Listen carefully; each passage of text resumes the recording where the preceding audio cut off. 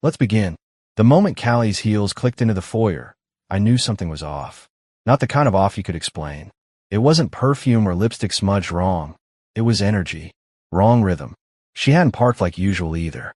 Left the car idling out front, her headlights knifing through our quiet suburban street like she was trying to make a scene without saying a word. I watched from the shadows of the kitchen, hands wrapped around a lukewarm glass of bourbon. She never even noticed I'd started drinking again.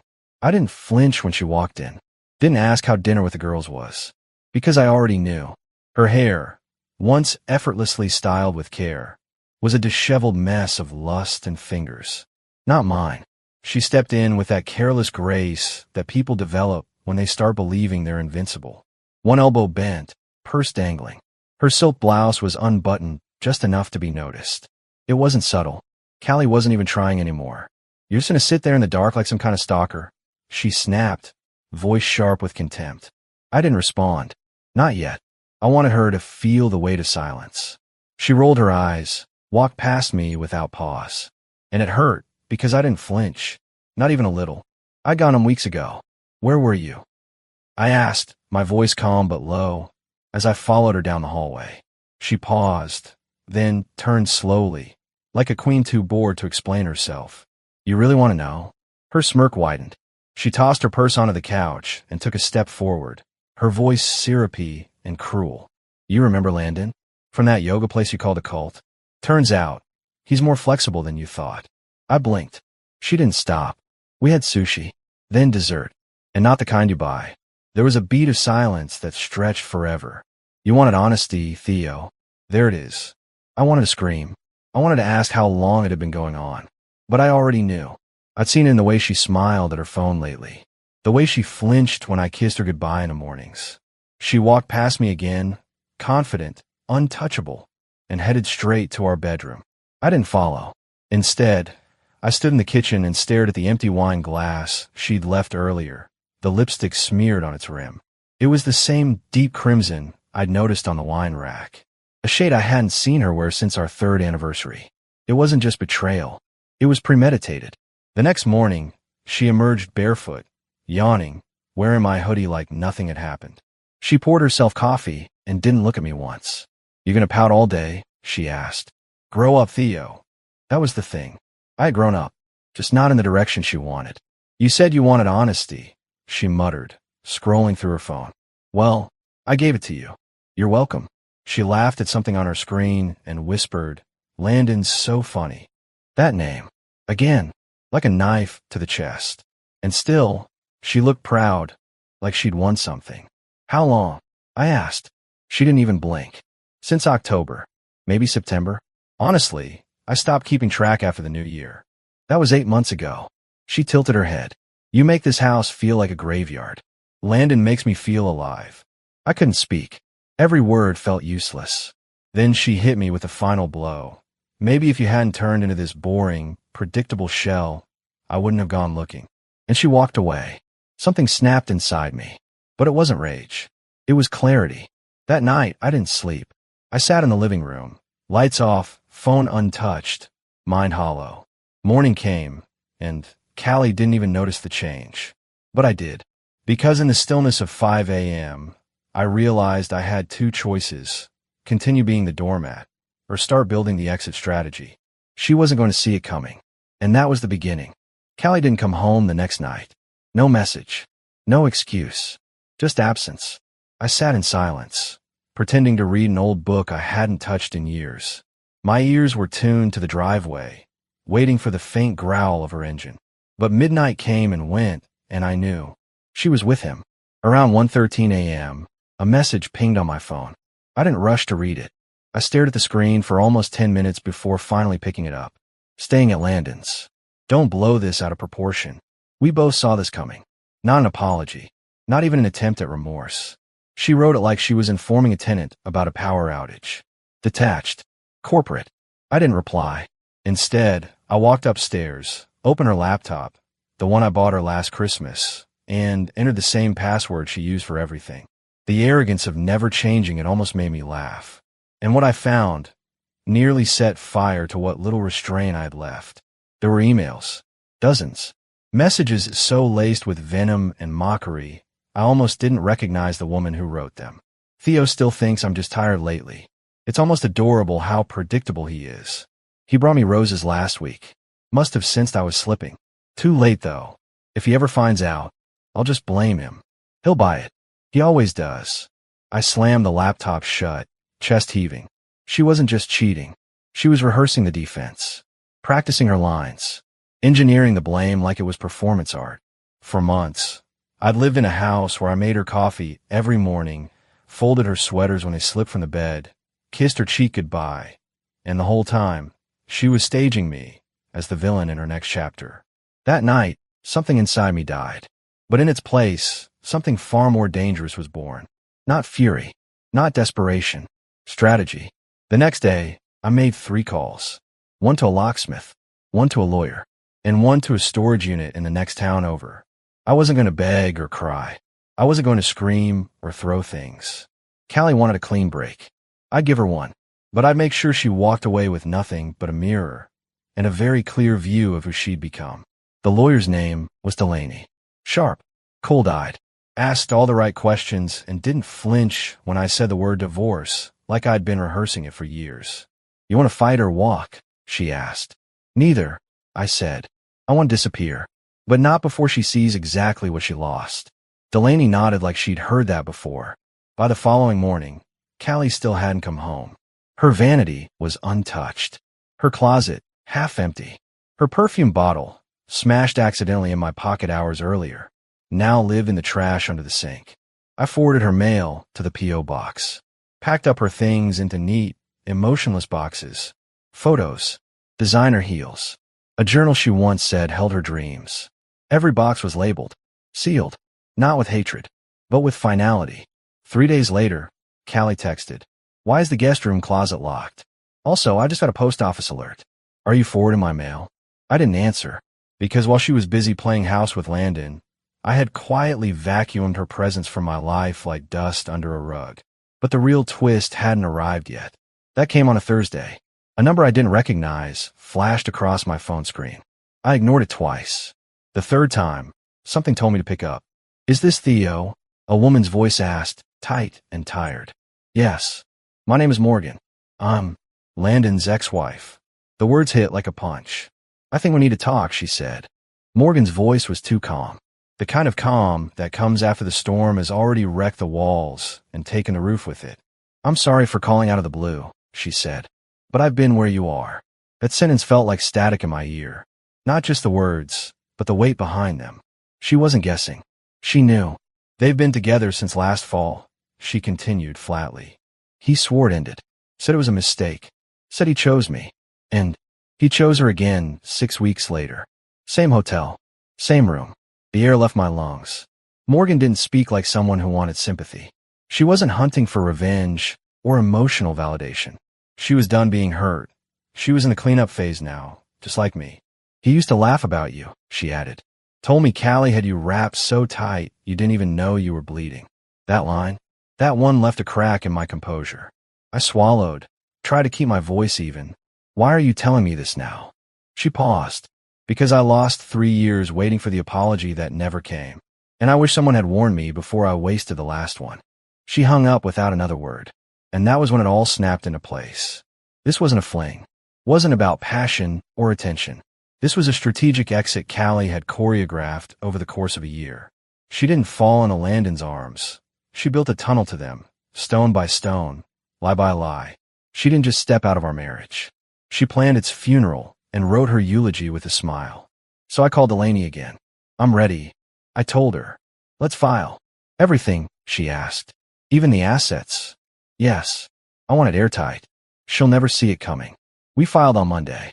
On Wednesday, Callie showed up, still smug, still composed, still wearing my favorite coat like it was a trophy. She walked in without knocking, without texting, without care. But the boxes were waiting for her, labeled, neatly stacked in the foyer like a silent memorial. "What is this?" she asked, blinking. "Your things. You're kicking me out. I'm just making your exit easier. You already left weeks ago, remember?" She scoffed, stepping closer. "You don't get to play the martyr, Theo. You emotionally checked out long before I found someone who actually made me feel alive. Her voice was rising, angry now. Not regretful. Angry that I'd beat her to the punch. You made me feel invisible, she hissed. Every night, I came home to a ghost. And what did you do with that? I asked. You replaced the ghost with a con artist. You didn't talk.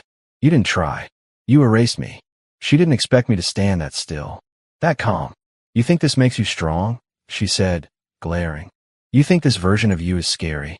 No, I said, almost gently. Just done. She opened her mouth again, but I turned and walked away. No slamming doors. No shouting. Just silence. 2 days later, the papers were served. Right at Landon's front door. Delaney made sure it happened that way. The process server said Callie's face went pale, then red, then blank. She didn't cry, didn't scream, just froze, like the world had finally called her bluff, and she didn't have a backup plan. She texted me that night. A flurry of guilt-drenched nonsense. Are you serious? You blindsided me. After everything I did for you, you're really doing this like a coward? I didn't reply. Not out of spite. Out of mercy. But on the fourth call, I picked up. Her voice was frantic. Is this a game now? You think you're some dark, brooding genius because you filed first. There's no game, I said. Just consequences. Her tone changed instantly. Desperate. I wouldn't have gone to him if you hadn't pushed me away. I laughed. Actually laughed. You didn't just go to him, Callie. You rewrote our history to justify it. You lied. You mocked me. You built a second life and thought I'd just keep watering the garden you poisoned. She fell silent. And in that silence, I heard something I hadn't in months. Fear. Not that I'd hurt her. That I'd seen through her completely and didn't need her anymore. 3 days of silence. That's all it took before Callie's next move. It wasn't private this time. She went public. Posts started popping up on mutual friends' feeds, sunset selfies, yoga class candids, brunch photos with captions like, "Energy doesn't lie. Let go of what drains you. Rebuild what feeds your soul." Then came the group shots. Her and Landon, arm in arm, laughing, radiant, plastic. The captions got sharper. Sometimes we grow apart, and that's okay. When people show you who they are, believe them. Subtle jabs, carefully curated. And then the texts from friends started rolling in. Hey man, I saw Callie's post. You guys divorced already. Sorry if I'm overstepping, but she said you just shut down and left her out of nowhere. She's telling people you changed. Like emotionally. That she tried, but you weren't really there. I didn't get angry. I expected it. Callie wasn't just managing damage. She was trying to steal the narrative. Recast herself as the misunderstood heroine who was abandoned by a cold, silent man who forgot how to love. But I was done playing the silent man. So I invited Mike over. One of the only mutual friends who'd kept his mouth shut, his distance measured. He and his wife used to double date with us. We'd gone to their lake house once. Back when Callie still kissed me with her eyes open. We sat on the back porch, beer in hand, grill off, sky quiet. And I told him everything. The real version. No sugarcoating. From the emails, to Morgan's call, to the day Callie walked in reeking of another man's cologne and had the audacity to smirk about it. Mike didn't speak for a while, just stared at the trees, mouth tight. Damn, he finally said. I had no idea. She never would have told it like this, I said. No, she wouldn't. I don't need you to pick a side. He shook his head. You're not asking me to. You're just telling the truth. That was all I wanted. The truth. Not validation. Just my story back. The next few days passed quietly. For the first time in months, there was no bitterness in the air. No anxious pacing. No fake reconciliation speeches rehearsed in front of the mirror. Just silence. Clean. Undeniable. Peaceful. Until Callie reached out again. This time, she softened. Just curious. Was any of it ever real to you? I almost deleted the message. Almost. But something about it made me pause.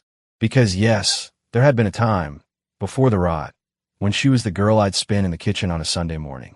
When her laugh was real and her love was unfiltered. Before it all turned scripted. So I replied. Just one line. Yeah, it was real, until you made it fiction. I blocked her after that. Not because I was angry. Because I had nothing left to say.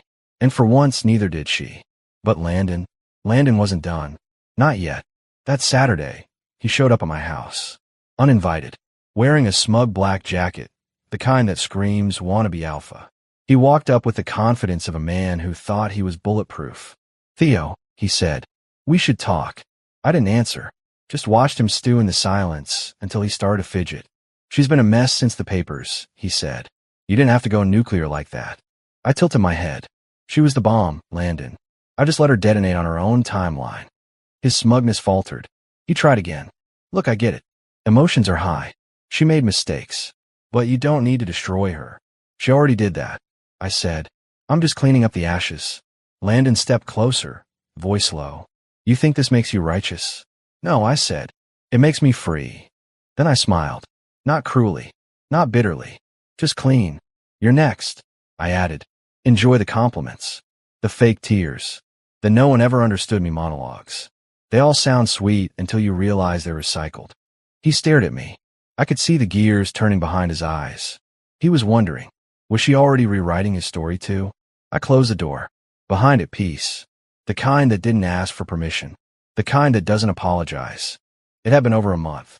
The papers were finalized. The name split. The house. Still mine. No kids. No shared businesses. No tether left. Except a few old digital footprints and fading perfume in the closet corners. And Callie? Gone. But not silent. She tried one last move. An email with nothing but a heart emoji. No words. No context. Just a floating red symbol. Like a weak apology dressed up as nostalgia. I didn't respond. Not out of pettiness. Because there was nothing left to salvage. Her story was over in mine. What surprised me wasn't the lack of pain. It was the peace. That first morning I woke up without her name spinning in my skull. I laid in bed longer than usual. Eyes open, ceiling fan humming. For a second, I thought something was wrong. Then I realized. It was quiet. No tension in the air. No subtle war across the breakfast table. No pretending. I didn't need the noise anymore. I'd stopped needing her months ago. I just hadn't known it yet. I started changing things, not in rage, but in restoration. I redecorated, slowly.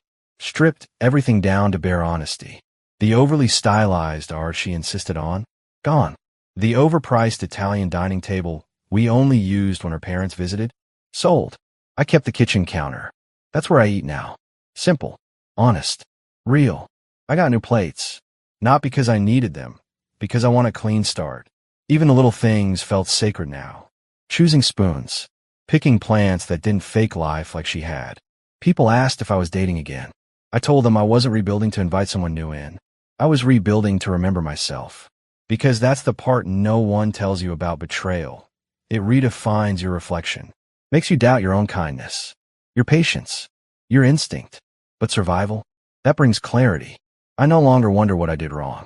I know what she did wrong. And I no longer try to fix it with explanations. That was the trap she set. Convincing me that I had to help carry her sins to deserve love. Never again. The last time I saw Callie, it was by accident. Grocery store. Frozen aisle. She looked smaller somehow. Not physically, but like her aura had collapsed. Landon wasn't with her. We locked eyes.